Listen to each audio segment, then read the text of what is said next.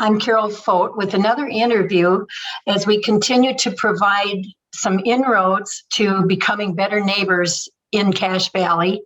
And sometimes this kind of goes farther than Cache Valley.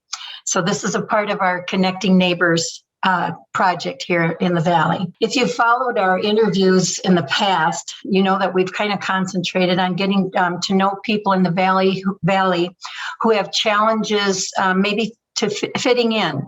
It could be because of race or ethnic backgrounds, religious beliefs, or physical challenges. Lucy Galarus was a Cache Valley neighbor until last year. She attended Mountainside Elementary and South Cache Middle School.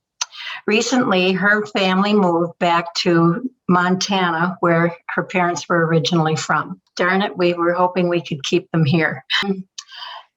Lucy's story is very inspirational, so we couldn't pass up the opportunity to have her be a part of this project. Her determination and her matter-of-fact attitude about her life does make her a standout as someone not willing to look at herself as not fitting in. This tenacious young girl does put a whole new twist onto what we expect this story to be about. Lucy is joining us today with her mom, Jana, and it's great to have you both with us. Thank you for having me. Thank you for having me. It's our pleasure for sure. So, Lucy, I know people will find it hard to believe that you are only 14 years old. And because once you tell us your story and how well you can articulate yourself and the level of maturity you are, it is a surprise that you're not much older than those years. Lucy does have some disabilities that I'm going to have her and her mom explain. So if you want the medical blah, blah, blah, it's cerebral palsy with spastic diplegia and a left hemi, which basically means my brain doesn't like to connect with my body. So my brain will send out either partial signals or they'll send out too many signals, which causes spasms, weakness, things like that. So, Lucy, I'm sure that you have had challenges in the classroom. Yes. And so take us into your classroom experience. Well, my first school I ever went to in Montana, that it was a bad situation. There were bad things happening to me and the other special education students. I am in normal education, but I'm still considered a special education student because I need special things. Mm-hmm. And Mom can go more into the details on that. But so when Lucy started out, we found out at the age of 6 months old that she had cerebral palsy. We started doing physical therapy, occupational therapy, and speech therapy early on in life, and we did a lot of it. We would do about 6 hours a week, and that was 6 to 9. Yeah, 6 to 9. It just depended on the week. Lucy started school at the age of 2 because they didn't know if it affected my brain in the way of intellectual disability or not. Then she went on to start her elementary school. And at the elementary school, by that time, she is in a wheelchair. Yeah. We don't believe that will change. She will always have her wheelchair. Our hope is to someday get to a point where she can function within one room with a walker, so that she could stand to cook dinner or get into the fridge or, go get to another room if she needed to. So that's our goal. But in elementary school, the first step that we had is, how do we get Lucy in the front door? How can she independently, by herself, get through the front door of school? Well, they didn't have handicap buttons on And this school. was in Montana. They didn't have handicap parking. And that was a struggle. Through the years, we had struggles just for her to get around a school. Yes. Not having access to a handicapped bathroom. And they weren't following my accommodations.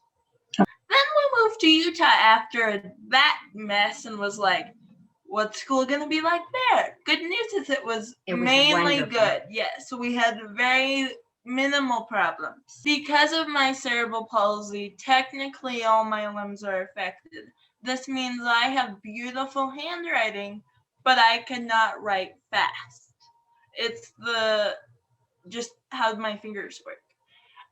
So that means either I have to, which means I can't type very well either. So that means I use something called speech to text, which is when you talk into the computer and it types for you. Most people use it on their phones. But when we're taking a test, they don't always have another room for me. So I'm either saying all my answers out loud, taking a long time to write them so no one knows the answers, but maybe not finishing the test, or communicating to my aide to scribe, and she can only write so fast, so I have to start my sentence over and over and over again. And this has been consistent throughout all of school. So school for me, I love school. I love the social aspect. I love the learning aspect. What I don't like is the bureaucracy and the dealing with administration and the telling them the laws because I know them, because we've gone through a case, and it's frustrating. So I enjoy school for the school aspect. I don't enjoy school for the disabled part. It's interesting that the way you talk about the human rights issues and ADA and how well versed you are on that is quite amazing. I also know that what you told me the other day is that when you do call out someone about not being correct, you're respectful about it. Yes. And that's important. I do it as an educating them. I'm not like, you're wrong, look up the law. And It's not scolding. it's not scolding. It's, oh, by the way, not trying to say anything bad, but this is actually the law. This is actually what it says. If you don't believe me, call my mom. She will confirm. And that's what happens, is I call mom and she confirms. You know, it almost seems to me like your mom should go first, and if they don't deal with her, she's going to say, all right, then I'm going to let you deal with Lucy. When it comes to, okay, we have blankety blank issue, it's like, okay, I've been through this before. What are the steps? And what are the steps in this district? Because every district is different. And so it's like connecting with the right people, telling the people to connect with this person because you have information from previous. And it's like, it's putting puzzle pieces together when you don't have all the pieces. You know, you certainly could be quite an advocate for a lot of people that are in your situation, and maybe they're afraid to speak out or they don't know what their rights are. When you are disabled, you have to look up ADA law, because if you don't, you will end up in a bad situation, or someone will walk all over you. And the sad thing is, though, too, Lucy, is that some people aren't able to look it up or they don't understand it. So it's up to the guardian or the parent to be proactive. What's been really hard for me is I've seen things that no one ever wants to see happen to a child because of school. Sometimes legitimately their child can't communicate and things like that. But for me, it's really heartbreaking and really sad to know these kids can't communicate, the parents don't know. And what about other children that will come behind you? Can you make a change or a difference for them? Yes, I can, because they know the law now. They know what they're supposed to do. And it's in their record that these things happen. So speaking of law, I'm not quite following my notes here, which happens a lot. But Lucy, I want to know what your aspirations are for your career in your adult life. Right now, where are you? Right now, going into high school, my thought is a bachelor's degree in business, because my ultimate hope is to be a lawyer, but the business degree can kind of get me anywhere if I change my mind. So. Well, if you're a lawyer, I sure wouldn't want to be up against you. What are some of the things that you have experienced in your life that are the fun things that you don't put a box around yourself and you get out there and you try things? What are some of those things? I did whitewater rafting for one summer. I did horseback riding, swimming for years, skiing for years. Am I missing anything? Biking. Biking, I did that. So Lucy, you got a little award here back last fall. What was that? I got Student of the Month in November because of my grades. I'm a straight A student. An occasional B, and if it's a B, it's usually 90.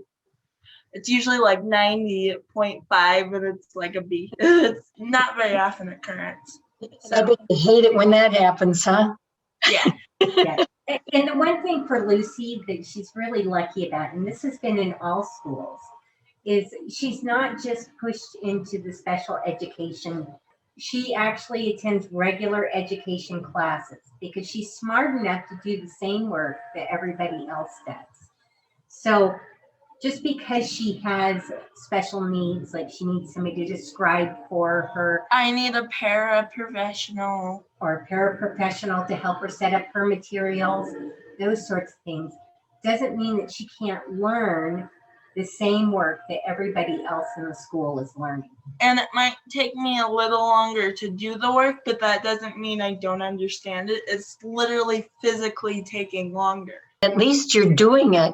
Look at how many kids could do it and don't even attempt to do it. Yes. I'm sure you know the phrase, the elephant in the room. Yes. Okay, so let's say if you're new to a classroom or something, and the kids kind of look at you wondering, well, why are you in a wheelchair? Why this or why that? Tell us how you feel about that. What should kids be doing when they have questions? Ask the child, or if the child cannot answer, ask the adult, because the person who is should answer you, because the more you can educate, the more understanding you have.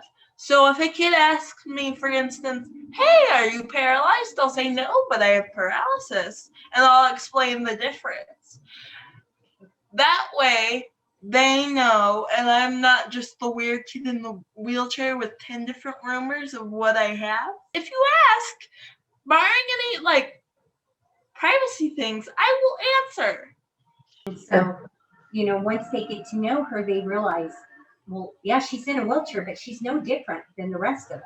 Mm-hmm. And another thing is too, and I think a lot of disabled people will tell you this, people might ask a rude question, but it's usually because they don't have the right words to ask it. Like the other day, I got the question, why are your legs bigger than most people in the wheelchair? He was trying to ask, why aren't your legs atrophied? He did not have the word to say, why aren't your legs atrophied?